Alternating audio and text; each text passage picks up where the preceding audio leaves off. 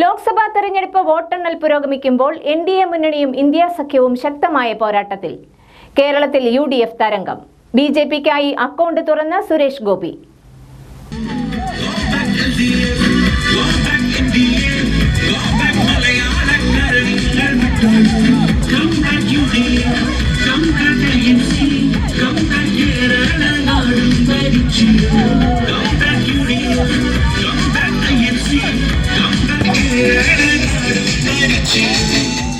പല exit poll ഫലങ്ങളിലും കണ്ടതുപോലെ NDA മുന്നണി 400 കടക്കില്ലെന്ന് ഉറപ്പായി കഴിഞ്ഞു. എന്നാൽ നരേന്ദ്രമോദി വീണ്ടും അധികാരത്തിൽ വരും എന്നാണ് വോട്ടെണ്ണൽ പുരോഗമിക്കുമ്പോൾ ലീഡിംഗ് നിലയിൽ നിഴലിക്കുന്നത്. അതേസമയം ഇന്ത്യയിലുടനീളം ഇന്ത്യ മുന്നണി ഉജ്ജ്വലമായ പ്രകടനമാണ് കാഴ്ചവെക്കുന്നത്. കേരളത്തിലേക്ക് വന്നാൽ ഇവിടെ അക്ഷരാർത്ഥത്തിൽ യുഡിഎഫ് തരംഗം. 20-ൽ 18 സീറ്റുകളും നേടിയാണ് യുഡിഎഫിൻ്റെ മുന്നേറ്റം. 2019 എന്ന പോലെ LDF ഒരു സീറ്റിൽ ഒതുങ്ങി. സീറ്റ് ആലപ്പുഴയിൽ നിന്നും ആലത്തൂരിലേക്ക് മാറിയെന്ന് മാത്രം. കേരളത്തിൽ എൻഡിഎ മുന്നണിയുടെ പ്രകടനവും വളരെ മികച്ചതെന്ന് പറയേണ്ടി വരും. ആദ്യമായി ലോക്സഭയിൽ BJP അക്കൗണ്ട് തുറന്നിരിക്കുന്നു. തൃശൂരിൽ വൻപിച്ച ഭൂരിപക്ഷത്തോടെയാണ് സുരേഷ് ഗോപി താമര വിരിയിച്ചത്. തിരുവനന്തപുരം, ആറ്റിങ്ങൽ തുടങ്ങിയ മണ്ഡലങ്ങളിലും ശക്തമായ മത്സരമാണ് എൻഡിഎ പുറത്തെടുത്തത്. ആലപ്പുഴ മണ്ഡലത്തിൽ 63,000 വോട്ടിൻ്റെ ഭൂരിപക്ഷത്തിലാണ് AICC ജനറൽ സെക്രട്ടറി കൂടിയായ KC വേണുഗോപാലിൻ്റെ മുന്നേറ്റം. 10,000-ലധികം വോട്ടിൻ്റെ മുന്നേറ്റത്തിലായിരുന്നു മാവേലിക്കര പാർലമെന്റ് മണ്ഡലം UDF സ്ഥാനാർത്ഥി കൊടിക്കുന്നിൽ സുരേഷിൻ്റെ വിജയം. പത്തനംതിട്ടയിൽ UDF സ്ഥാനാർത്ഥി ആന്റണിയുടെ വിജയം 63,643 വോട്ടുകൾക്കായിരുന്നു. ഇന്ത്യ മുന്നണിയുടെ വലിയ മുന്നേറ്റമാണ് ഇന്ത്യയിൽ കാണാൻ കഴിയുന്നതെന്ന് ആന്റണി പറഞ്ഞു. ഇന്ത്യയിൽ ഇന്ത്യ മുന്നണിയുടെ വലിയൊരു മുന്നേറ്റമാണ് ഈ തെരഞ്ഞെടുപ്പ് കാണിക്കുന്നത്. ഭരണത്തിൻ്റെ എല്ലാ ദുസ്വാധീനങ്ങളും ഭരണത്തിൻ്റെ എല്ലാ ശക്തിയും ഉപയോഗിച്ച് അടിച്ചമർത്താൻ ശ്രമിച്ചിട്ടും എല്ലാ ഭരണഘടനാ സ്ഥാപനങ്ങളും ഉപയോഗിച്ചിട്ടും ഇന്ത്യയിലെ ജനങ്ങൾ ഇന്ത്യ മുന്നണിയോടൊപ്പമാണ് എന്ന് തെളിയിക്കുന്ന ഫലങ്ങളാണ് വന്നുകൊണ്ടിരിക്കുന്നത്. കേരളത്തിലെ അന്തിമ ഫലം എന്ന് പറയുന്നത് 20-ൽ 20 UDF വിജയിക്കും എന്നുള്ളതാണ്. യാതൊരു സംശയവും അക്കാര്യത്തിലില്ല. കോട്ടയം മണ്ഡലത്തിൽ UDFിലെ കേരള കോൺഗ്രസ് സ്ഥാനാർത്ഥി K. ഫ്രാൻസിസ് ജോർജ് 87,000-ലധികം വോട്ടുകളുടെ ലീഡാണ് ഉയർത്തിയത്. ഏതായാലും ചിലരുടെ പ്രതീക്ഷകളെ പൂവണിയിക്കുന്നതും മറ്റൊരു കൂട്ടരുടെ പ്രതീക്ഷകളെ തകിടം മറിക്കുന്നതുമായിരുന്നു തെരഞ്ഞെടുപ്പ് ഫലം. കോൺഗ്രസും ഇന്ത്യ സഖ്യവും തെരഞ്ഞെടുപ്പ് രംഗത്ത് ഉജ്ജ്വല പോരാട്ടമാണ് കാഴ്ചവെച്ചതെന്ന് AICC ജനറൽ സെക്രട്ടറിയും ആലപ്പുഴയിലെ ജേതാവുമായ KC വേണുഗോപാൽ. ഭരണഘടനയുടെ കാവൽക്കാരായി തങ്ങൾ എക്കാലത്തും നിലകൊള്ളുമെന്നും വേണുഗോപാൽ പറഞ്ഞു. വോട്ടെണ്ണലിന്റെ അവസാന ഘട്ടത്തിൽ വിജയം ഉറപ്പാക്കിയ ശേഷം മാധ്യമപ്രവർത്തകരുടെ ചോദ്യങ്ങൾക്ക് മറുപടി പറയുകയായിരുന്നു KC വേണുഗോപാൽ. കോൺഗ്രസും ഇന്ത്യ സഖ്യവും അതിൻ്റെ ചരിത്രത്തിലെ എല്ലാ പ്രതിസന്ധികളെയും അതിജീവിച്ചുകൊണ്ട് ഏറ്റവും ഉജ്ജ്വലമായ പോരാട്ടം നടത്തി. ഇന്ത്യയിലെ കോൺഗ്രസുകാരോട് അതിനുള്ള നന്ദി വളരെ വലുതാണ്. രാഹുൽ ഗാന്ധിയും മല്ലികാർജ്ജുന ഖാർഗെയും പ്രിയങ്ക ഗാന്ധിയും സോണിയാഗാന്ധിയും നയിച്ച കോൺഗ്രസിൻ്റെ പോരാട്ടം ഉജ്ജ്വലമായ പോരാട്ടമാണ് നമ്മുടെ സംസ്ഥാനം നടന്നത്. കേന്ദ്ര തലത്തിൽ ഒരു മന്ത്രിസഭാ രൂപീകരണത്തിന് അവകാശവാദം ഉന്നയിക്കുമോ കോൺഗ്രസ് ആണ് ഈ പ്രതിപക്ഷ നിരയിലെ ഏറ്റവും വലിയ ഒറ്റക്കക്ഷിയായി മാറിയത്. ഞങ്ങൾ തിടുക്കത്തിൽ ഒരു തീരുമാനം എടുക്കാൻ ഉദ്ദേശിക്കുന്നില്ല. റിസൾട്ടിന് അന്തിമമായ റിസൾട്ട് വരട്ടെ. പക്ഷെ എന്തായാലും ഒരു കാര്യം ഉറപ്പാണ്, നമ്മളെല്ലാം ഭയപ്പെട്ടതുപോലെ ഇന്ത്യയിൽ ഭരണഘടന മാറ്റാൻ ആർക്കും കഴിയില്ല. കോൺഗ്രസ് നേതാക്കളും പ്രവർത്തകരും ഇന്ത്യ മുന്നണിയും തെരഞ്ഞെടുപ്പ് രംഗത്ത് ഉജ്ജ്വല പോരാട്ടമാണ് നടത്തിയതെന്നും വേണുഗോപാൽ പറഞ്ഞു. ഇന്ത്യൻ ഭരണഘടനയെ മാറ്റിക്കളയാം എന്ന തരത്തിലുള്ള നിലപാട് സ്വീകരിച്ചവർക്ക് ഏറ്റ കനത്ത പ്രഹരമാണ് തെരഞ്ഞെടുപ്പ് ഫലമെന്നും വേണുഗോപാൽ കൂട്ടിച്ചേർത്തു. ഇഞ്ചോടിഞ്ച് പോരാട്ടമായിരുന്നു മാവേലിക്കര ലോക്സഭാ മണ്ഡലത്തിൽ. വോട്ടെണ്ണലിന്റെ ആദ്യഘട്ടത്തിൽ ഇടയ്ക്കൊക്കെ LDF മേൽക്കൈ നേടിയെങ്കിലും അന്തിമ വിജയം വീണ്ടും കൊടിക്കുന്നിൽ സുരേഷിന്റേതായി. 10,868 വോട്ടുകളുടെ ഭൂരിപക്ഷത്തിലായിരുന്നു കൊടിക്കുന്നിലിന്റെ വിജയം.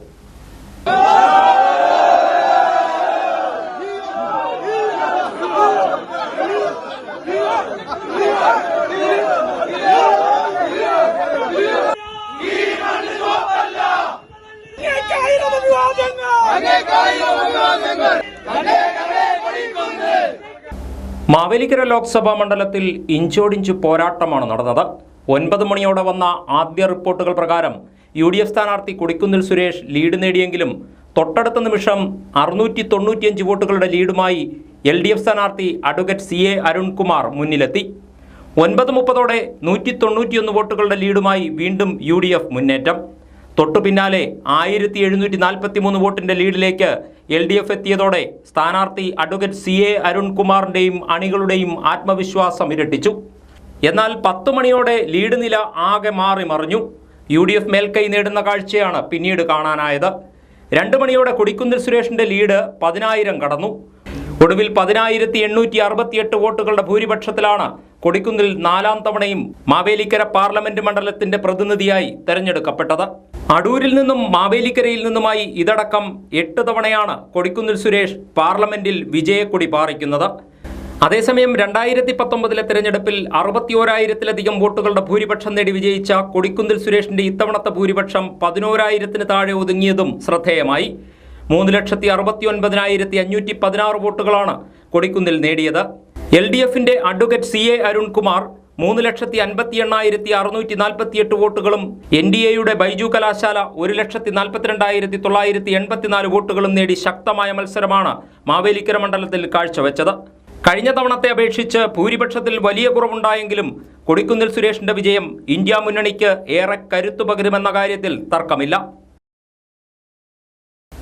കടുത്ത പോരാട്ടമായിരുന്നു ഇത്തവണ മാവേലിക്കര ലോക്സഭാ മണ്ഡലത്തിൽ ഉണ്ടായതെന്ന് വിജയിച്ച UDF സ്ഥാനാർത്ഥി കൊടിക്കുന്നിൽ സുരേഷ് പ്രതികരിച്ചു.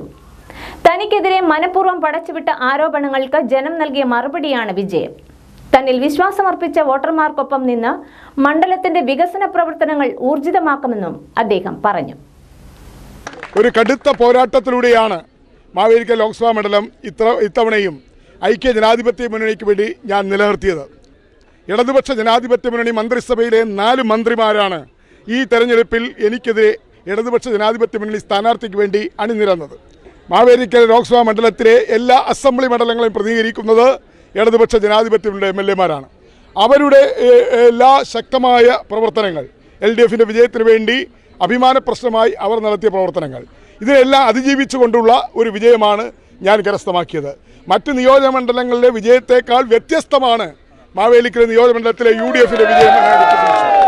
ഒന്നാമത്തെ കാര്യം, തെരഞ്ഞെടുപ്പ് ആരംഭിക്കുന്നതിന് മുമ്പ്, പ്രഖ്യാപനം വരുന്നതിന് മുമ്പ് തന്നെ എനിക്കെതിരായി മാധ്യമങ്ങളെ ഉപയോഗിച്ച് ഒരു അജണ്ട സെറ്റ് ചെയ്തു.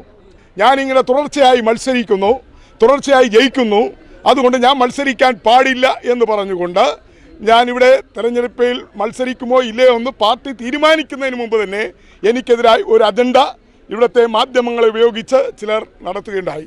ഈ കള്ളത്തരങ്ങളും എനിക്കെതിരെ ഉന്നയിച്ച എല്ലാ ആരോപണങ്ങളും ആക്ഷേപങ്ങളും അതെല്ലാം തള്ളിക്കളഞ്ഞുകൊണ്ട് ഇവിടുത്തെ വോട്ടർമാർ എന്നിൽ വിശ്വാസമർപ്പിച്ചു.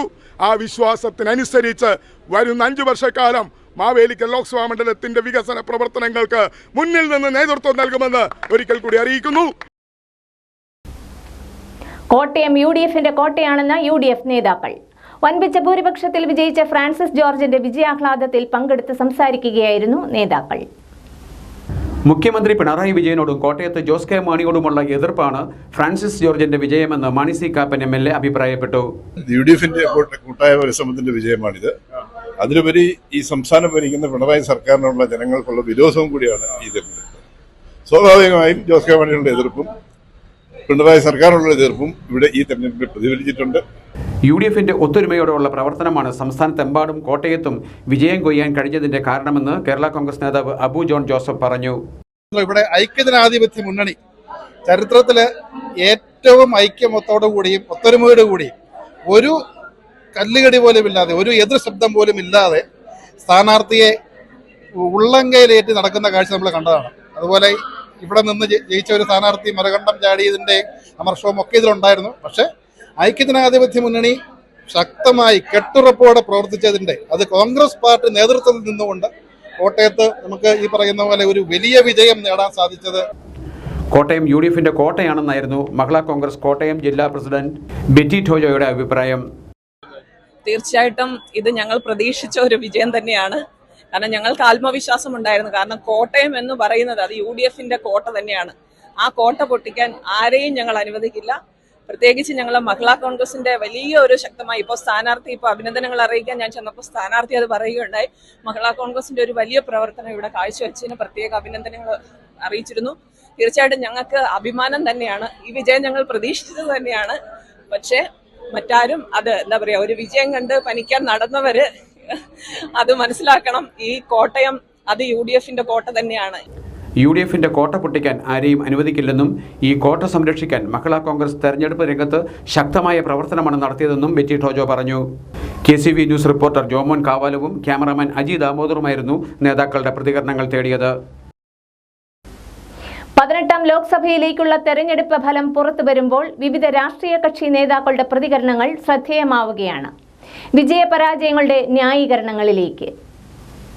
BJPയെ അധികാരത്തിന് വെളിയിൽ കൊണ്ടുവരാനുള്ള സാധ്യതകളെ തെളിയിക്കുന്നതാണ് തെരഞ്ഞെടുപ്പ് ഫലമെന്നായിരുന്നു കേരള കോൺഗ്രസ് ആലപ്പുഴ ജില്ലാ പ്രസിഡന്റ് അഡ്വക്കേറ്റ് ജേക്കബ് എബ്രഹാമിന്റെ പ്രതികരണം. ജനാധിപത്യ വിശ്വാസികളെ സംബന്ധിച്ചിടത്തോളം വളരെ സന്തോഷകരവും പ്രതീക്ഷാനിർഭരവുമായ ഒരു തെരഞ്ഞെടുപ്പ് ചിത്രമാണ് തെളിഞ്ഞു വരുന്നത്. അത് ദേശീയ തലത്തിലാണെങ്കിലും സംസ്ഥാന തലത്തിലും. ദേശീയ തലത്തിലെ 400 സീറ്റുകൾക്ക് വിജയിച്ച് വന്ന് ഭരണഘടന പോലും ഭേദഗതി ചെയ്തുകൊണ്ട് ഇനിയൊരു തെരഞ്ഞെടുപ്പ് പോലും നടത്താതിരിക്കുവാൻ വേണ്ടിയിട്ടുള്ള കാര്യങ്ങൾ നീക്കുവാൻ ആഗ്രഹിച്ച് രംഗത്തിറങ്ങിയ BJPയും NDAയും ഇപ്പോഴത്തെ സ്ഥിതിയിൽ കഷ്ടിച്ചാണ് അടുത്ത് നിൽക്കുന്നത്. ഞാൻ മനസ്സിലാക്കുന്നത് 80 സീറ്റുകളിലോളം 10,000 താഴെയാണ് ഭൂരിപക്ഷം നിൽക്കുന്നത്. അവിടെ ചിത്രം തെളിഞ്ഞു കഴിഞ്ഞാൽ BJP ഇതര ബാക്കി എല്ലാ പാർട്ടികളും കൂടെ ഒരുമിച്ച് കഴിഞ്ഞാൽ മോദിയെ താഴെ ഇറക്കിക്കൊണ്ട് പ്രതിപക്ഷ പാർട്ടികൾക്ക്, കോൺഗ്രസിൻ്റെ നേതൃത്വത്തിലുള്ള പ്രതിപക്ഷ പാർട്ടികളുടെ ഒരു കൂട്ടായ്മ ഉണ്ടായാൽ കേന്ദ്രം ഭരിക്കുവാൻ, ഇന്ത്യ ഭരിക്കുവാനുള്ള ഭൂരിപക്ഷമുള്ളൊരു ജനവിധിയാണ് നൽകിയിട്ടുള്ളത്.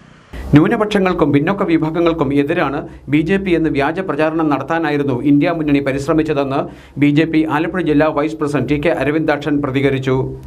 18ാം ലോക്സഭാ തെരഞ്ഞെടുപ്പിൽ വലിയ പ്രചണ്ഡമായ വൈദേശിക ശക്തികളുടെ, ജിഹാദികളുടെയൊക്കെ വലിയ പ്രചണ്ഡമായ പ്രചരണമായിരുന്നു. NDAക്കെതിരെയും നരേന്ദ്രമോദി സർക്കാരിനെതിരെയും BJPക്കെതിരായിട്ട് വലിയ ഒരു പ്രചരണമായിരുന്നു.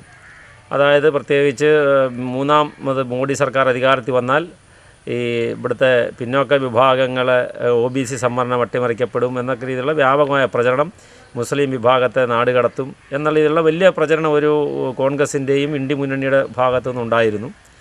അതുപോലെ തന്നെ വിദേശ ശക്തികൾ, ഈ രാജ്യം മൂന്നാമത്തെ സാമ്പത്തിക ശക്തിയായി ഭാരതം മാറുന്നു എന്ന് കണ്ടപ്പോൾ അടുത്ത ടൈമിൽ മൂന്നാം സാമ്പത്തിക ശക്തിയായി ഭാരതം മാറും. അപ്പോൾ അതിന് എതിരായിട്ട് അങ്ങനെ വരാതിരിക്കാൻ വേണ്ടി വൈദേശികമായ ശക്തികൾ ധാരാളം അതിൻ്റെ അകത്ത് ഇടപെട്ടുകൊണ്ട് എന്തൊക്കെ ഈ തെരഞ്ഞെടുപ്പിനെ കലുഷിതമാക്കാവോ അത്തരത്തിൽ വലിയ പ്രചണ്ഡമായ പ്രചരണം അവർ നടത്തിയിരുന്നു.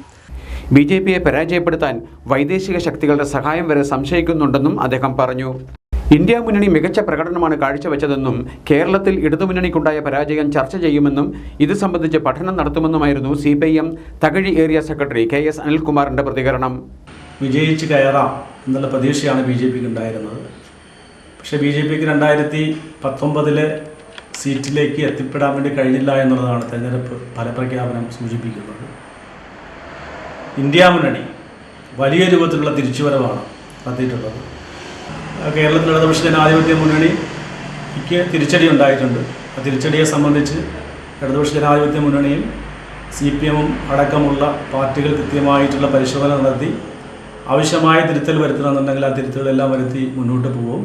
BJPക്കെതിരായ വിധിയെഴുത്താണ് തെരഞ്ഞെടുപ്പ് ഫലം വെളിപ്പെടുത്തുന്നതെന്ന് രാമങ്കരി പഞ്ചായത്ത് മുൻ പ്രസിഡന്റും CPIMൽ നിന്ന് ഈ അടുത്ത കാലത്ത് ബാന്ധവം ഉപേക്ഷിച്ച നേതാവുമായ R രാജേന്ദ്രകുമാർ പറഞ്ഞു.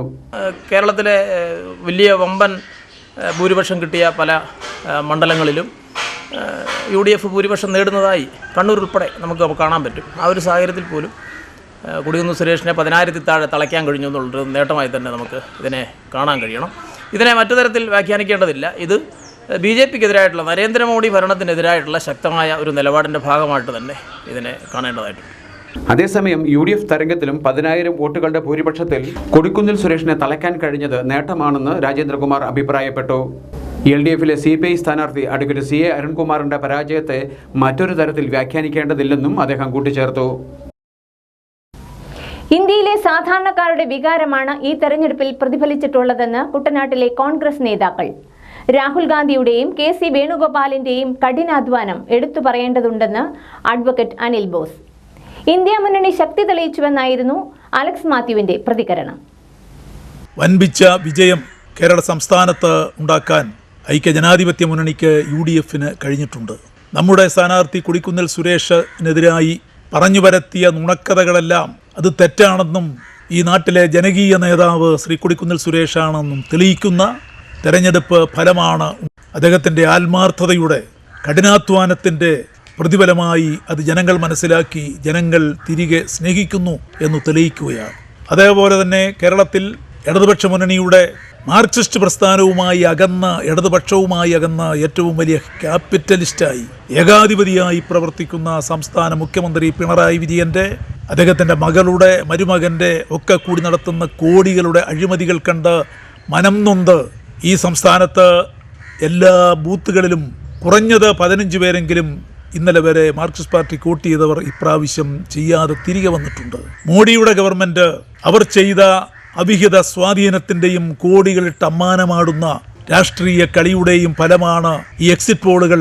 എല്ലാ ഏജൻസികളും ഒരേപോലെ അവർക്കനുകൂലമായി പറഞ്ഞത് തെറ്റാണ് എന്ന് തെളിയിച്ചിരിക്കുന്നു. ഇവിടെ സത്യം വിജയിച്ചിരിക്കുന്നു. ഇവിടെ ഇന്ത്യ മുന്നണി എന്ന് പറയുന്നത് ശക്തമായ ഒരു മുന്നണിയാണ് എന്ന് തീരുമാനമായിരിക്കുന്നു.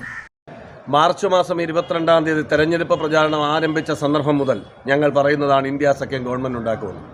ഇലക്ഷൻ കമ്മീഷൻ, കോടതികൾ, സാമ്പത്തിക സംവിധാനങ്ങൾ, കോർപ്പറേറ്റ് ലോബി, മാധ്യമങ്ങൾ മുഴുവൻ ഞങ്ങൾക്കെതിരായി പ്രചരണം നടത്തിയിട്ടും എല്ലാ പ്രതിരോധങ്ങളെയും അതിജീവിച്ചുകൊണ്ട് ഇന്ത്യയിലെ സാധാരണ ജനങ്ങളുടെ വികാരമാണ് ഈ തെരഞ്ഞെടുപ്പിൽ പ്രതിഫലിച്ചിട്ടുള്ളത്. ഏറ്റവും കൂടുതൽ അഭിമാനപൂർവ്വം നാം നോക്കിക്കാണേണ്ട 2-3 കാര്യങ്ങളുണ്ട്. ഒന്ന്, രാഹുൽ ഗാന്ധിയുടെ കഠിനാധ്വാനം, ഭാരത് ജോഡോ യാത്രയും ഭാരത് ന്യായ യാത്രയും ജനങ്ങളെ ചേർത്ത് പിടിച്ച രാഷ്ട്രീയം. ആലപ്പുഴയിൽ നമ്മൾ അഭിമാനപൂർവ്വം നോക്കിക്കാണുന്ന, ഇന്ത്യയിലെ പ്രതിപക്ഷ പോരാട്ടത്തിന് നേതൃത്വം നൽകുന്ന KC വേണുഗോപാലിൻ്റെ ഊണും ഉറക്കവും മാറ്റിവെച്ചുള്ള അത്യുജ്വലമായ പോരാട്ടം. ഈ പോരാട്ടങ്ങളെ നമുക്ക് വ്യക്തിപരമായി കാണാതിരിക്കാൻ കഴിയില്ല. ഇന്ത്യ സഖ്യത്തിനും ഇന്ത്യൻ നാഷണൽ കോൺഗ്രസിനും ഈ രാജ്യത്ത് ജനങ്ങൾ നൽകിയ സ്നേഹത്തിനും പിന്തുണയ്ക്കും ഞങ്ങൾ നന്ദി പറയുന്നു. ലോക്സഭാ തെരഞ്ഞെടുപ്പിൽ UDF നേടിയ മുന്നേറ്റം പിണറായി വിജയന്റെ ദുർഭരണത്തിനെതിരെയുള്ള വോട്ടുകളാണെന്ന് കേരള കോൺഗ്രസ് ഉന്നതാധികാര സമിതി അംഗം VJ ലാലി. കോട്ടയത്ത് KCB ന്യൂസ് പ്രതിനിധിയോട് സംസാരിക്കുകയായിരുന്നു അദ്ദേഹം. കേരളത്തിലെ ദുർഭരണത്തിനെതിരായിട്ടുള്ള വലിയൊരു വിധിയാണ് ഉണ്ടായിരിക്കുന്നത്. കേന്ദ്രത്തിലെയും ഇതിനെതിരായിട്ടുള്ള വലിയ വിധിയാണ് ഉണ്ടായിരിക്കുന്നത്. UDF ഈ കരുത്ത് മുന്നോട്ട് കൊണ്ടുപോകാൻ, ശക്തമായി മുന്നോട്ട് കൊണ്ടുപോകാൻ കഴിയുന്ന തരത്തിലുള്ള പ്രവർത്തനങ്ങൾ ഇനിയും നടത്തണം എന്നുള്ളതാണ് നമ്മുടെ ആവശ്യം. ഇത് കേരള ഗവൺമെന്റിനെതിരായിട്ടുള്ള വലിയ താക്കീത് തന്നെയാണ്, സംശയം വേണ്ട. കേരള ഗവൺമെന്റ് ദുർഭരണം, പിണറായി വിജയനെതിരായിട്ടുള്ള വോട്ടാണിത്, പിണറായി വിരുദ്ധ വോട്ടുകളാണിത്, സംശയമില്ലാത്ത കാര്യമാണ്. അതേസമയം UDF നേടുന്ന വിജയം കൂടുതൽ ശക്തമാക്കി മുന്നോട്ടു പോകേണ്ടതുണ്ടെന്നും VJ ലാലി അഭിപ്രായപ്പെട്ടു. വിവിധ സ്കൂളുകളിൽ കഴിഞ്ഞ ദിവസം നടന്ന പ്രവേശനോത്സവം വർണ്ണാഭമായി. മാന്നാർ ചെങ്കിലാത്ത് LP സ്കൂളിലായിരുന്നു മാന്നാർ ഗ്രാമപഞ്ചായത്ത് തല സ്കൂൾ പ്രവേശനോത്സവം.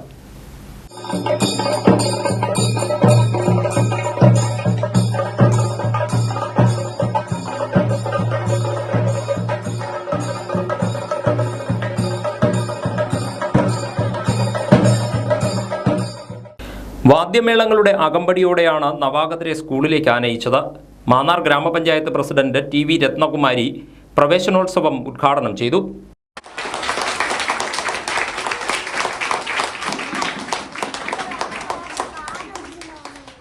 സമ്മേളനത്തിൽ SMC ചെയർമാൻ സതീഷ് അധ്യക്ഷനായിരുന്നു. ഗ്രാമപഞ്ചായത്ത് വൈസ് പ്രസിഡന്റ് സെലീന നൌഷാദ്, സ്ഥിരം സമിതി അധ്യക്ഷൻ VR ശിവപ്രസാദ്, പഞ്ചായത്ത് അംഗം പുഷ്പലത, ഹെഡ്മിസ്ട്രസ് രജനി തുടങ്ങിയവർ സംസാരിച്ചു. വിവിധ സംഘടനകൾ കുട്ടികൾക്ക് പഠനോപകരണങ്ങൾ വിതരണം ചെയ്തു. വേഴപ്ര ഗവൺമെന്റ് UP സ്കൂളിലെ പ്രവേശനോത്സവം വെളിയനാട് AEO P രാജൻ ഉദ്ഘാടനം ചെയ്തു. ബ്ലോക്ക് പഞ്ചായത്ത് അംഗം Pramod Chandran, Ramankary panchayat acting president Bins Joseph, Veliyanad BPC C Madhu, പ്രധാനാധ്യാപിക S Ambili, SMC chairperson Rohini Sali എന്നിവർ സംസാരിച്ചു. കുട്ടികൾക്ക് പഠനോപകരണങ്ങളും ചടങ്ങിൽ വിതരണം ചെയ്തു. ചങ്ങനാശ്ശേരി പായിപ്പാട് ഗവൺമെന്റ് UP സ്കൂളിൽ നടന്ന പ്രവേശനോത്സവം മാടപ്പള്ളി ബ്ലോക്ക് പഞ്ചായത്ത് വികസനകാര്യ standing committee chairman Vinu Job ഉദ്ഘാടനം ചെയ്തു.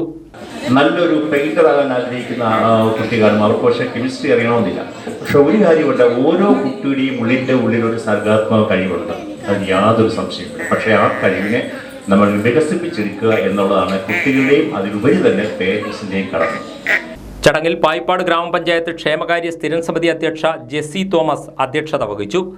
Radio media village Kollapuram substation sponsor ചെയ്ത സ്കൂൾ ബാഗുകളും കുടകളും കോർഡിനേറ്റർ ജോഷി കൊല്ലാപുരം നവാഗതർക്ക് നൽകി. പ്രധാനാധ്യാപകൻ PG Manoj, PTA president Kaleka Shyam, staff secretary VP Dhanya എന്നിവർ സംസാരിച്ചു. ചമ്പക്കുളം SHUP സ്കൂളിലെ പ്രവേശനോത്സവം manager father Chacko Akkathara CMI ഉദ്ഘാടനം ചെയ്തു.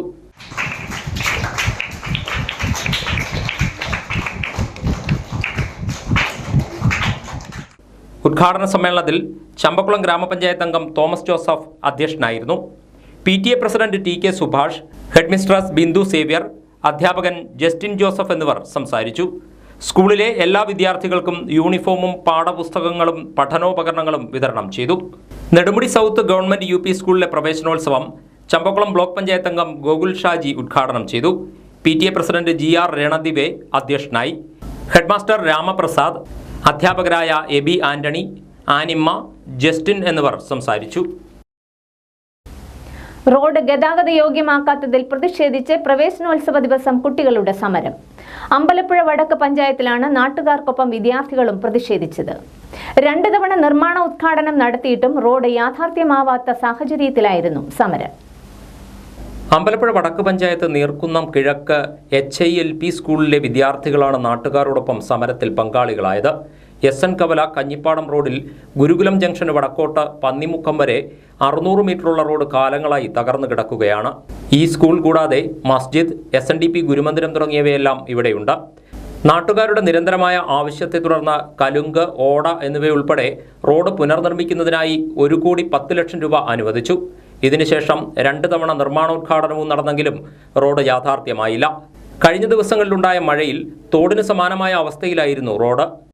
നമുക്കെല്ലാവർക്കും അറിയാം, വർഷങ്ങളായിട്ട് ഈ റോഡും അപ്പുറത്തെ റോഡ് 2 റോഡുകൾ വളരെ മോശമായ രീതിയിൽ തന്നെയാണ് ഇവിടെ കിടക്കുന്നത്. നമുക്കറിയാം, ഇവിടെ ഒരുപാട് ഒരു സ്കൂളുണ്ട്, ഗുരുമന്ദിരമുണ്ട്, അങ്ങനെ ഒട്ടനവധിയായിട്ടുള്ള സ്ഥാപനങ്ങളുള്ളൊരു റോഡാണ്. പള്ളിയുണ്ട്, എല്ലാം ഉള്ളതാണ്. അവിടെ ഒരുപാട് കുട്ടികൾ ഈ മഴക്കാലത്ത് തന്നെ നമുക്കറിയാം, പിള്ളേർ നീന്തി മദ്രസയിലേക്കും സ്കൂളുകളിലേക്കും പോകുന്ന അവസ്ഥയുണ്ടായി. ഒരു 2 പ്രാവശ്യത്തോളം ഇതിൻ്റെ ഉദ്ഘാടനം നിർവഹിച്ചതാണ്. നിർമ്മാണ ഉദ്ഘാടനം MLAയും എല്ലാം വന്ന് നിർവഹിച്ചതാണ്. ഇതെല്ലാം നമ്മൾ ഒറ്റക്കെട്ടാണ്, പാർട്ടിയാണ്, പ്രവർത്തകരാണ്, എല്ലാം ആണെങ്കിൽ പോലും നമ്മളുടെ ബുദ്ധിമുട്ട് മാറുക എന്നുള്ള കാര്യമാണ് നമുക്ക് വേണ്ടത്. ഇതിനകത്ത് രാഷ്ട്രീയമോ സമുദായമോ ഒന്നുമില്ല. ജനങ്ങൾ ഒറ്റക്കെട്ടായി നിന്നുകൊണ്ട് ഇതിനൊരു പരിഹാരം കാണുക എന്നുള്ള ഒറ്റ കാരണം മാത്രമേ ഉള്ളൂ. ഇതൊന്ന് ഒരു ടാറിങ്ങോ എന്താണോ ഇതിൻ്റെ വികസനം നടത്തിയെടുക്കുക എന്നുള്ള ഒറ്റ കാരണമാണ് ഞങ്ങൾക്കുള്ളത്. അതിന് യാതൊരു ഇതും ഇല്ലാതെ അധികാരികൾ കണ്ണു തുറന്നുകൊണ്ട് ഇതിനൊരു മോചനം നേടിത്തരണമെന്ന് ആവശ്യപ്പെട്ടുകൊണ്ട് ഈ സമരം ഞങ്ങൾ നടത്തുകയാണ്. റോഡ് അടിയന്തരമായി ഗതാഗത യോഗ്യമാക്കണമെന്നാവശ്യപ്പെട്ട് നാട്ടുകാർ പ്രതിഷേധത്തിനിറങ്ങിയപ്പോൾ സ്കൂൾ വിദ്യാർത്ഥികളും അധ്യാപകരും ഇതിൽ പങ്കെടുക്കുകയായിരുന്നു. 200ഓളം വിദ്യാർത്ഥികൾക്ക് സ്കൂളിലെത്താനുള്ള ഏക മാർഗമാണ് ഈ റോഡ്. അടിയന്തരമായി റോഡ് ഗതാഗത യോഗ്യമാക്കിയില്ലെങ്കിൽ ഇനി റോഡ് ഉപരോധമടക്കമുള്ള സമരം സംഘടിപ്പിക്കാനാണ് ഇവരുടെ തീരുമാനം. ആലപ്പുഴ മെഡിക്കൽ കോളേജ് ആശുപത്രിയിലെ രോഗികൾക്കും കൂട്ടിരിപ്പുകാർക്കും ഉച്ചഭക്ഷണം നൽകുന്ന DYFIയുടെ ഹൃദയപൂർവ്വം പദ്ധതി 7 വർഷം പിന്നിട്ടു. 2017 പദ്ധതിക്ക് തുടക്കമിട്ടത്. ഓരോ ദിവസവും വിതരണം ചെയ്തത് 2500 ഭക്ഷണപ്പൊതികൾ. DYFI മേഖലാ കമ്മിറ്റിയുടെ നേതൃത്വത്തിൽ 2555 ദിവസങ്ങളിലായി 63,87,500 ഭക്ഷണപ്പൊതികളാണ് വിതരണം ചെയ്തത്. പദ്ധതിയുമായി സഹകരിച്ചവരോട് നന്ദി പറയാൻ ശനിയാഴ്ച മുതൽ തിങ്കളാഴ്ച വരെ ഭവന സന്ദർശനവും നടത്തിയിരുന്നു. ആശുപത്രി വളപ്പിൽ നടന്ന ചടങ്ങിൽ CPIM ജില്ലാ സെക്രട്ടറി R നാസർ വാർഷികത്തിന്റെ ഉദ്ഘാടനം നിർവഹിച്ചു. ആലപ്പുഴ ജില്ലയുടെ വിവിധ പ്രദേശങ്ങളിൽ നിന്ന് ഭക്ഷണപ്പൊതി കളക്ട് ചെയ്ത് ഇവിടെ എത്തിക്കുകയാണ് ചെയ്യുന്നത്. ഈ പരിപാടിയിൽ ആലപ്പുഴ ജില്ലയിലെ എല്ലാ കുടുംബങ്ങളും ഈ പരിപാടിയിൽ പങ്കാളികളാകുകയാണ്. ആലപ്പുഴ ജില്ലയിൽ 158 മേഖലകളിലായി ഒരു വർഷത്തിൽ 2 ദിവസം വീതം ഓരോ മേഖലയിലെയും ഓരോ വീട്ടിൽ നിന്നും അവരെ കഴിക്കുന്ന ഭക്ഷണത്തേക്കാൾ ഏറ്റവും നല്ല ഭക്ഷണം ഓരോ വീട്ടുകാരും ഉണ്ടാക്കി ഇവിടെ പൊതിയാക്കി നമ്മുടെ ലഭിക്കുന്നു. നമ്മളത് കൃത്യമായി ഇവിടെ വിതരണം ചെയ്തുകൊണ്ടിരിക്കുകയാണ്. DYFI മെഡിക്കൽ കോളേജ്, ഇവിടുത്തെ മെഡിക്കൽ കോളേജിൽ ആരംഭിച്ച പരിപാടിയാണ്. ഇന്ന് കേരളത്തിലെ എല്ലാ മെഡിക്കൽ കോളേജുകളിലും ആശുപത്രികളിലെല്ലാം DYFIയും മറ്റ് പ്രസ്ഥാനങ്ങളെല്ലാം ഇത് ഏറ്റെടുത്തിട്ടുണ്ട്. വാർഷികത്തിന്റെ ഭാഗമായി രോഗികൾക്കും കൂട്ടിരിപ്പുകാർക്കും പായസവും വിതരണം ചെയ്തു.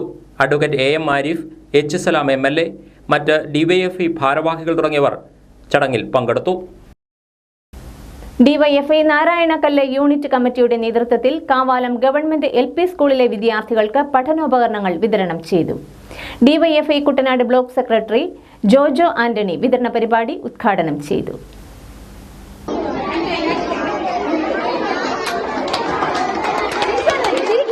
ഡിവൈഎഫ്ഐ സംസ്ഥാന കമ്മിറ്റി ആരംഭിച്ച പഠനോത്സവം ക്യാമ്പയിന്റെ ഭാഗമായാണ് പഠനോപകരണങ്ങൾ വിതരണം ചെയ്തത്. School headmistress Sindhu Kumari, DYFI Kunnumma മേഖലാ സെക്രട്ടറി ബിജിൻ ആർ ഭദ്രൻ, കാവാലം പഞ്ചായത്ത് 7ാം ward member Shalini Vinod, DYFI Narayanakkallu unit secretary Binil R Bhadran, unit president Anirudh Binu എന്നിവർ പങ്കെടുത്തു. തുടർച്ചയായി 4ാം വർഷമാണ് ഡിവൈഎഫ്ഐയുടെ നേതൃത്വത്തിൽ കാവാലം ഗവൺമെന്റ് സ്കൂളിൽ പഠനോപകരണ വിതരണം നടത്തുന്നത്. ആലപ്പുഴ, കോട്ടയം, പത്തനംതിട്ട ജില്ലകളിലെ വാർത്തകൾക്കും ലൈവ് പ്രോഗ്രാമുകൾക്കുമായി മാന്യ പ്രേക്ഷകർ കുട്ടനാട് കേബിൾ വിഷൻ എന്ന ഞങ്ങളുടെ യൂട്യൂബ് ചാനൽ സബ്സ്ക്രൈബ് ചെയ്യുക. ഇനി ഇന്നത്തെ സ്വർണ്ണവില. ഇന്നത്തെ സ്വർണ്ണവില നിങ്ങൾക്കായി സമർപ്പിക്കുന്നു സ്വപ്ന ജ്വല്ലറി. അഴകേറും സ്വപ്നങ്ങൾക്ക് നിറവേകും സ്വപ്ന ജ്വല്ലറി, ചങ്ങനാശ്ശേരി. സ്വർണം ഗ്രാമിന് 6670 രൂപ, പവന് 53,360 രൂപ. വാർത്തകൾ കഴിഞ്ഞു. നമസ്കാരം.